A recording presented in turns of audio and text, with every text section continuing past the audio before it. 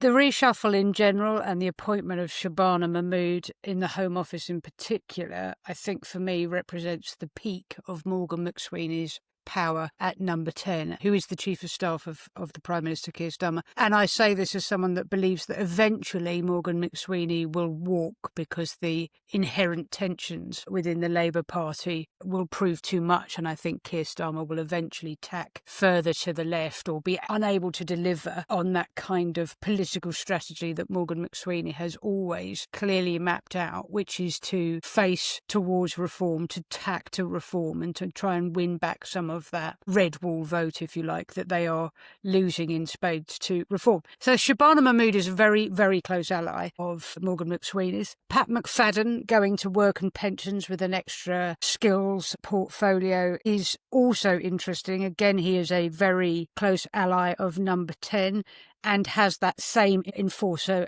reputation that Shabana Mahmood has. Both of these are no-nonsense, pragmatic politicians, beloved of the blue Labour faction of the party. And I think what's been under kind of reported at the moment is the neutering of David Lammy. So he's been taken from Foreign Secretary and put in Justice. And to avoid that being seen as a hideous demotion, he's also been given the bauble, and it is little more than a bauble, of Deputy Prime Minister. Now, one of the things that David Lammy has been effective on, apart from having a surprisingly good relationship with the Vice President of the United States, J.D. Vance, was pushing number 10 and pushing the government further than it perhaps would have otherwise gone on hardening its stance against Israel over Gaza. I mean, we'll wait and see, but it strikes me as Yvette Cooper is a much more pragmatic politician when it comes to that particular area of contention.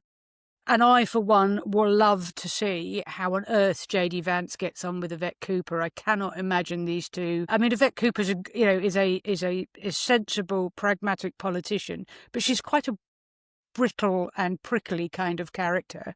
And I really struggle to imagine that just on a kind of human level, she's going to connect with J.D. Vance in a way that, a kind of much warmer character like David Lammy's been able to do.